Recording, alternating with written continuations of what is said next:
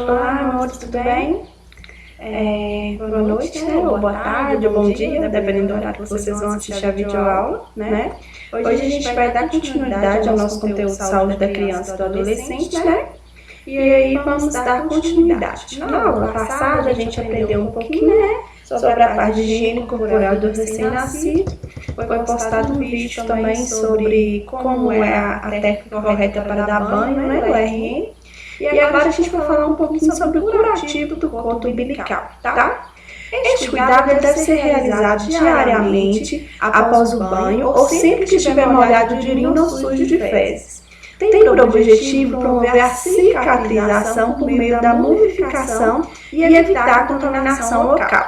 Quando eu falo mumificação, né, pessoal, a gente vai utilizar o álcool, né, para ressecar o cordão, né? O que é isso? O cordão vai ficando seco, por quê? Porque ele não tem mais presença de irrigação sanguínea e acaba causando a morte daquele tecido, né? E aí o álcool vai ajudar nessa questão de secar, né, o cordão até ele cair. Deve-se estar atento para qualquer anormalidade, como presença de sangramento, secreção purulenta, hiperemia, que é vermelhidão, né, pessoal? Edema e odor fétido. O material necessário é frasco de álcool a 70% e gás estéril. O curativo consiste na limpeza da base do corpo em gás e bebida em álcool, fazendo movimentos suaves e circulares, né? Então, pessoal, a gente sabe que o cordão umbilical, durante a gestação, é por onde a mãe alimenta o seu bebê, né, o seu embrião. Então, através dali, na corrente sanguínea que passa no cordão umbilical, é que a mãe passa todos os nutrientes para o seu bebê, né? Mas a partir do momento que o neném nasce, né, ele não precisa mais se alimentar pelo cordão umbilical. Então, aquele cordão ele se torna inútil, né? Porque agora o neném vai se alimentar pela boca, né? Pelo sistema digestivo. E aí, aquela parte que sobra, porque é cortado o cordão, né? O cordão é cortado, né? Que liga a mãe. E aí aquela parte que sobra grudado no umbigo da criança, né, é colocado um clamp, que a gente já viu, naqueles cuidados imediatos, nas 2 primeiras horas de vida, né, é colocado um clamp, onde esse clamp vai apertar, né, e vai dificultar a passagem de sangue, né. E aí, se não tem sangue, aquelas células daquele cordão umbilical não é irrigado com oxigênio, né. E se não existe oxigênio, acontece a morte dos tecidos, né. E o álcool vem para ajudar, né, a secar aquela pele, né? Por isso que é feita a mumificação do cordão até ele cair. Cuidados com o umbigo. Fazer a limpeza do umbigo a cada banho e sempre que molhar usando o álcool a 70. Lembre que o álcool deve ser aplicado bem na base do poto para que resseque bem, né? Faz ressecar aquela pele. Mesmo depois de cair o umbigo, continue aplicando álcool a 70% na cicatriz para retirar qualquer umidade que fique após o banho. Lembre-se, o umbigo do bebê só cairá quando estiver bem ressecado. Não se preocupe, o clamp umbilical, depois de fechado, não abre mais. Portanto, o umbigo pode ser manipulado sem medo. O cordão umbilical demora em média de 7 a 14 dias para cair, né? Observação: o álcool a 70 pode ser comprado em farmácias e drogarias, ou pode ser feito em casa com um copo de água filtrada e fervida, mais 2 copos de álcool 98%. A gente acha na farmácia, né, pessoal? Então não é interessante fabricar em casa, não. As dicas, né? Lavar bem as mãos antes de manusear, né, o umbigo. Limpar a cada banho sempre que molhar, como a gente já falou, né? E mesmo depois que o umbigo cair, continuar limpando 10 dias depois que o umbigo cair, né? A gente tem que prestar atenção, eu já falei, no vermelhidão, no odor fétido, na presença de secreção, né? E aqui tem uma imagem, pessoal, que ajuda a vocês observarem como é que é feita essa limpeza, né? Se vocês observarem bem, tem que ter muito cuidado para que a gazinha embebida em álcool não pegue na pele da criança, né? Tem que pegar só no cordão umbilical, né? Na base do cordão. Porque senão vai ressecar a pele da criança e pode até queimar, né? Outra imagem também, né? Vocês podem estar olhando depois com mais cuidado e mais calma. E aí, pessoal, a gente já viu aí os nossos cuidados imediatos, a gente já viu como cuidar aí do culto umbilical. Agora a gente vai para o exame físico do recém-nascido, que é o exame que a gente faz verificando os sinais vitais do RN, né? Então vamos lá. Os sinais vitais refletem as condições de homeostase. O que é homeostase? O equilíbrio, né? Então tem que ter as condições de equilíbrio do bebê, ou seja, o bom funcionamento do seu sistema respiratório, cardiocirculatório e metabólico, né? Se os valores encontrados estiverem dentro dos parâmetros de normalidade, temos a indicação de que a criança se encontra em boas condições no que se refere a esses sistemas. Estes devem ser sempre verificados antes da realização de qualquer procedimento e nunca após, pois podem alterar-se. Precisamos atentar para alguns cuidados, pois alguns RNs podem ficar agitados ou chorosos quando manipulados pelos profissionais de saúde. E isso pode alterar os valores da frequência cardíaca e da respiração. Então a gente tem que ficar atento a isso também, né? Para acalmar o RN. Assim, é recomendável iniciar a verificação dos sinais vitais a partir da frequência respiratória, passando para a frequência cardíaca e, por último, a temperatura corporal, né? Porque indica-se que nesse passo a passo o RN fica mais tranquilo. Então vamos lá, os parâmetros de normalidade para os sinais vitais do RN. A frequência respiratória. A respiração é abdominal, devendo ser avaliada durante 1 minuto completo. Ou seja, você vai olhar a extensão do abdômen da criança para vocês contarem as incursões respiratórias. A frequência é de 40 incursões respiratórias por minuto nos recém-nascidos a termo. E até 60 incursões respiratórias por minuto no prematuro. Ao verificar a respiração, devemos atentar também para sua profundidade, bem como para sua identificação de eventuais sintomas de cansaço, cianose, batimento das asas do nariz. A gente vai olhar, né, se a criança está batendo a asa do nariz, está vibrando, se ela está um pouquinho arroxeada nas extremidades, nos lábios, né? Tudo isso tem que ser verificado. Frequência cardíaca é aferida usando um estetoscópio e auscultando o batimento axial, na região precordial entre o esternum e o mamilo. Então, mais ou menos aqui, né, pessoal? O esternum está aqui, que é o nosso osso está aqui, e o mamilo do recém-nascido está aqui. Então, a gente vai auscultar aqui, mais ou menos nessa posição no RN. A frequência do coração. A frequência varia de 120 a 160 batimentos por minuto. A frequência do coração é contada durante 1 minuto, prestando-se atenção ao ritmo e à força de pulsação. Verificação da temperatura. A verificação da temperatura corporal pode ser medida no reto ou na axila. No entanto, quando há necessidade de constantes aferições, a introdução frequente de termômetro reto pode causar danos à mucosa retal, sendo recomendável a verificação de preferência na axila. A temperatura varia de 36,5 graus Celsius a 37 graus Celsius. Geralmente a gente faz essa aferição mais na axila, tá, pessoal?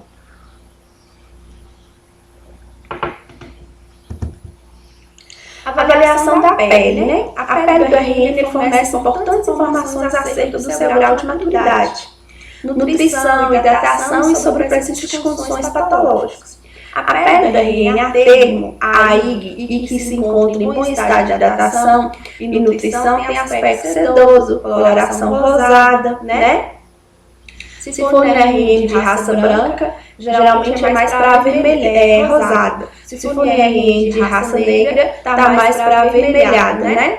Tem o turgor normal. O que é turgor, pessoal? Quando a gente faz uma pega aqui, ó, e a pele volta rapidinho, significa que a criança está hidratada. Aí a gente chama isso de turgor, né? E também é recoberto por verniz caseoso, né? Então, olha, para vocês verem aqui uma imagem, o verniz caseoso é essas manchinhas amarelas, né? Esse líquido amarelo que gruda, né? No neném durante a gestação, justamente para que quando aconteça o parto, o neném ele saia com mais facilidade, porque esse verniz ele ajuda a deslizar o RN, né? Então vamos voltar lá. Nos bebês prematuros, a pele é fina e gelatinosa e nos bebês nascidos pós-termo, grossa e apergaminhada, com presença de descamação, principalmente nas palmas das mãos, plantas dos pés e sulcos profundos. Tem também turgor diminuído. A textura, né, pessoal? A textura depende da idade gestacional. No RN pretermo extremo possui a pele muito fria e gelatinosa. No RN a termo possui a pele lisa, brilhante, úmida e fina. E já no RN pós-termo a pele é seca, enrugada e com descamação acentuada, né? Olha para vocês verem aí, o verniz caseoso, né, que eu falei um pouquinho agora, é uma substância gordurosa, espessa, branco-amarelada, que cobre o corpo do feto, protegendo a pele do ambiente líquido do útero. Os pré-termos estão cobertos de verniz. Quanto mais idade gestacional nascer, menos verniz. Não se deve esfregar, né? Isso aí com o tempo vai saindo. Não se esfregar não, você vai machucar o RN. Das cores, né? Os RNs da raça branca são rosados. Os da raça negra tendem ao avermelhado, né? O milho sebáceo são pequenas nodulações brancas. Isso aqui são todas alterações que a gente encontra na pele, tá, pessoal? O milho sebáceo são pequeninas nodulações brancas que ocorrem na faixa de 40% dos recém-nascidos. O nariz e as bochechas são mais frequentes, frequentemente acometidos, mas também sob ferro na testa e no queixo. São glândulas sebáceas obstruídas que abrirão e desaparecerão até 2 meses de idade, sem a necessidade de aplicação de pomadas ou creme. Olha a imagem para vocês verem do milho sebáceo, né? Parece umas espinhazinhas pequenas, né?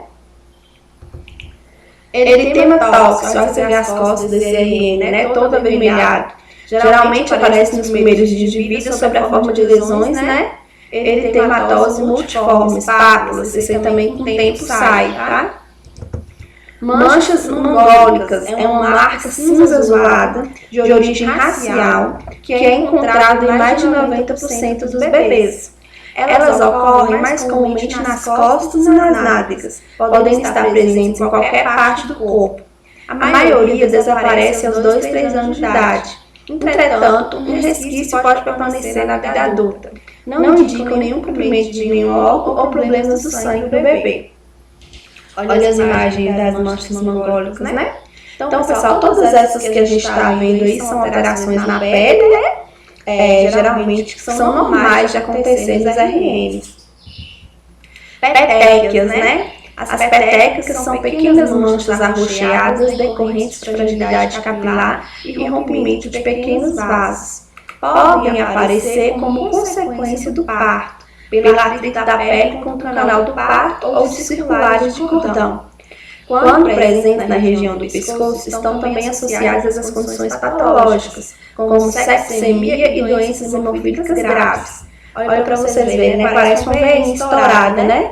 Isso aí pode, igual eu falei, pode acontecer pelo atrito, né, durante o parto, ou se acontecer na região do pescoço, né? Aí a gente investiga, pode estar ligado a outras doenças mais graves, aí tem que ser investigado, né? Tem que ser feito exames para identificar o que causou essas petéquias. Agora, se as petéquias for, por exemplo, na perninha, em regiões que não tem tanta preocupação, provavelmente são traumas que aconteceram durante o parto e que vai sumir conforme o tempo. Cianose, quando localizada nas extremidades, mãos e pés, ou na região perioral e presente nas primeiras horas de vida, é considerado como um achado normal em função da circulação periférica mais lenta nesse período. Pode também ser causada por hipotermia, né, que é a baixa da temperatura corporal, principalmente em bebês prematuros. Quando generalizada, é uma ocorrência grave que está em geral associada a distúrbios respiratórios e ou cardíacos. Lembrando, né, pessoal, que na escala diápica, né, a gente faz essa avaliação também de cianose, né? E aí, pra gente fazer a pontuação diápica para saber se a criança é saudável ou se ela tem alguma complicação que deve ser intervida, né? Olha pra vocês verem a mãozinha desse RN toda roxinha, né? Até então é normal, né? Pode ser que ela tá com frio, tá com a temperatura um pouquinho abaixo, né? E até também a questão de se adaptar na vida extrauterina. Icterícia, coloração amarelada da pele, que aparece e evolui no sentido crânio-caudal, que pode ser significado fisiológico ou patológico de acordo com o tempo de aparecimento e as condições associadas. As icterícias ocorridas antes de 6 horas de vida são em geral patológicas e as surgidas após esse período são chamadas de fisiológicos ou próprios do RN, né? Então, quando a criança nasce e fica muito amarela, é preocupante, né? Por isso que muitos médicos, quando a criança está ictérica, né, eles mandam tomar aquele banho de luz, né, que são os raios de luz que a criança toma, né? Ou então, às vezes, também tomar um solzinho antes das 10 horas da manhã, né? Para que a criança produzir vitamina D e não ficar ictérica, né? Olha a imagem da criança bem amarelada, né, pessoal? Essa imagem mostra bem que essa criança está bem amarelada. Edema, né? Os membros inferiores, principalmente, é encontrado com frequência em bebês prematuros. Edema é inchaço, tá, pessoal? Devido às suas limitações renais e cardíacas decorrente da imaturidade dos órgãos. O edema generalizado, que a gente chama de anasarquia, que é aquele que está o corpo inteiro demasiado, né? Ocorre associado a insuficiência cardíaca, insuficiência renal e distúrbios metabólicos, né? Olha aí o pezinho do RN, né? Aí se o RN nascer todo inchadinho assim, aí o médico, se ele for prematuro, o médico entende porque os órgãos ainda estão em fase de desenvolvimento, né? Agora, se ele for a termo, aí tem que ser, lógico que prematuro também tem que pesquisar o que é, né? Mas assim, o médico meio que já suspeita as causas, né? Agora, se ele for a termo, aí tem que ter uma investigação mais minuciosa para saber por que essa criança está inchada, né? Quando é prematuro, os médicos meio que já têm uma hipótese diagnóstica, porque os órgãos ainda estão um pouco comprometidos, né? Não desenvolveram 100%. Mas na criança a termo tem que saber a causa. Avaliações da cabeça, né? Então a gente já avaliou aí, né, pessoal, os sinais vitais, a pele, agora a gente vai para a avaliação da cabeça. Na cabeça do RN, os ossos não estão ainda completamente soldados e são separados por estruturas membranosas denominadas suturas, né? Que a gente já viu falar aí que aqui em cima a fontanela da criança, né? Porque fica todo abertinho o crânio, só depois que o crânio se fecha, né? O formato da cabeça varia conforme o tipo de parto e duração. O perímetro cefálico possui um valor médio de 33 a 37 centímetros. O perímetro cefálico é igual ou excede em 2 centímetros ao do tórax. Caso seja 4 centímetros maior do que o do tórax, tem que avaliar para ver se existe a presença de macrocefalia, que é quando a estrutura do crânio é maior, né? Alterações podem aparecer na cabeça do bebê como consequência de sua passagem pelo canal de parto. Dentre elas temos cefalematoma, né, que é um derrame, isso aqui pode acontecer durante o parto, né, que é um derrame sanguíneo que ocorre em função do rompimento de vasos pela pressão dos ossos cranianos contra a estrutura da bacia materna, né. Tem consistência cística amolecida com a sensação de presença de líquido, volume variável e não atravessa as linhas das suturas, ficando restrito ao osso atingido. Aparece com mais frequência na região dos parietais, são dolorosas a palpação e podem levar semanas para serem reabsorvidas. Olha para vocês verem a imagem da cefalematoma, né? Cefalematoma. Quando fala suturas, pessoal, porque nossa cabeça era dividida, né? O crânio nosso é dividido. Então, geralmente essa parte líquida que foi derramada, né? Que fez esse edema de líquido, isso na verdade é a presença de secreção, não é só o edema, tem que estar cheio de líquido aí nessa porção. Ele não ultrapassa para o outro lado do outra parte do osso, né? Ele só vai até onde está aberto aqui em cima. Então, aqui para trás que ficou comprometido.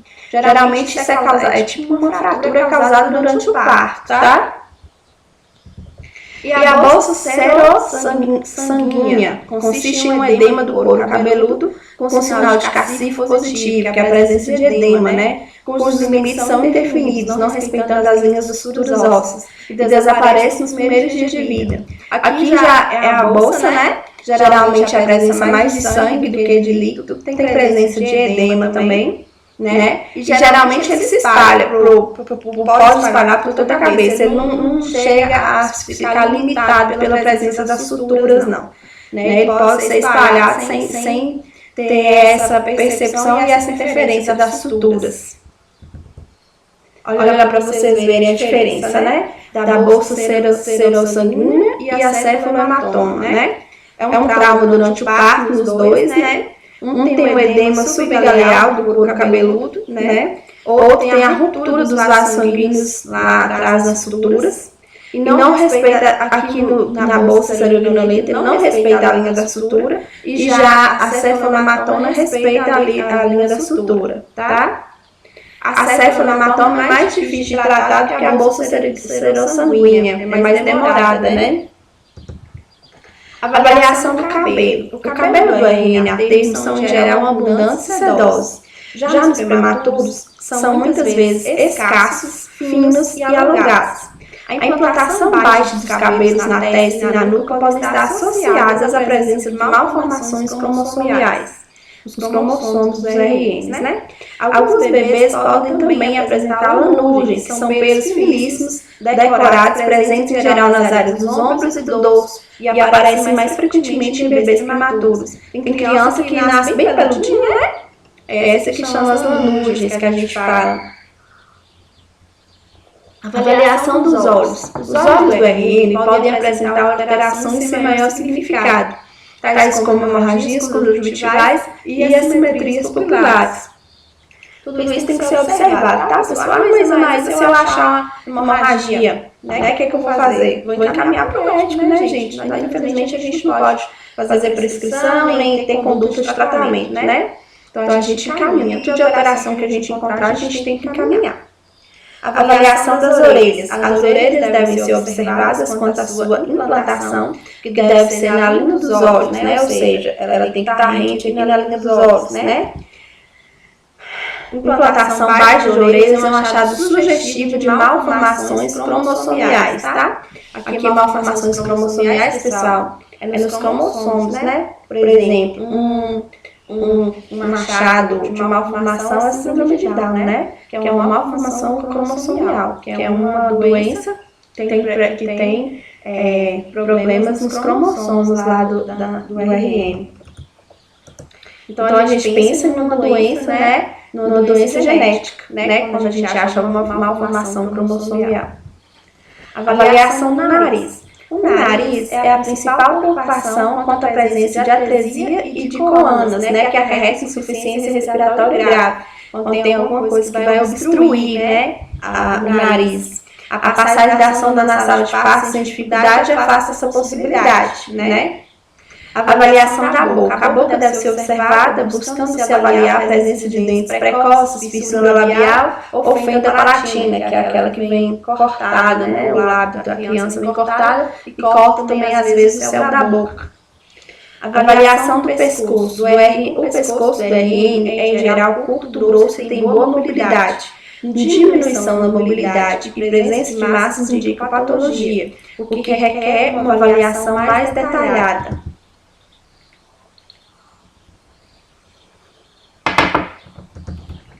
Avaliação do tórax, né? O tórax de forma cilíndrica tem como características principais um apêndice tifoide muito predominante e a pequena espessura de sua parede. O apêndice tifoide é a cabecinha ali do externo, né? Muitos RNs de ambos os sexos podem apresentar hipertrofia das glândulas mamárias, como consequência da estimulação hormonal materna recebida pela placenta. Essa hipertrofia é bilateral. Quando aparecem apenas uma das glândulas mamárias, em geral é consequência de uma infecção por estafilococcus, né? Avaliação do abdômen. O abdômen também apresenta forma cilíndrica. Seu diâmetro é de 2 a 3 centímetros menor que o perímetro cefálico. Em geral, é globoso e suas paredes finas possibilitam a observação fácil de presença de hérnias umbilicais e inguinais. A distensão abdominal é um achado anormal e, quando observada, deve ser prontamente comunicada. A distensão porque a barriga está muito inchada, muito proeminente, né, pessoal? Pois esta comumente associada a condições graves como septicemia e obstruções intestinais. Outro fator importante é a observação do abdômen do RN para avaliação do seu padrão respiratório, uma vez que a respiração do RN é do tipo abdominal. Avaliação do coto umbilical. Tem coloração branco-azulada e aspecto gelatinoso ao nascimento, iniciando-se por volta do 4º dia de vida o processo de mumificação, durante o qual o coto resseca e passa a apresentar uma coloração escurecida. A queda do coto umbilical ocorre entre o 6º e o 15º dia de vida. Na outra literatura fala do 7º até o 14º, né, pessoal? Então, algumas literaturas têm essa diferença aí. Avaliação das mamas. As mamas podem se apresentar edemasiadas durante a primeira semana de vida em muitos bebês do sexo masculino e feminino, né? Elas são causadas pela passagem de hormônios femininos pela placenta da mãe e parecem, né, inchadas durante 2 ou 4 semanas. Essa hipertrofia desaparecerá com o tempo. A expressão manual da glândula não deve ser realizada, pois possibilita o aparecimento de infecção. Ou seja, ficar tocando, mexendo, apalpando, né? Avaliação da genitália masculina. Edema da bolsa escrotal, que pode manter-se até vários meses após o nascimento, sem necessidade de qualquer tipo de tratamento, pode surgir em decorrência da passagem de hormônio da mãe via placentária. A palpação da bolsa escrotal permite verificar a presença dos testículos, pois podem se encontrar nos canais inguinais. A glândula está sempre coberta pelo prepúcio, sendo então a fimose uma condição normal.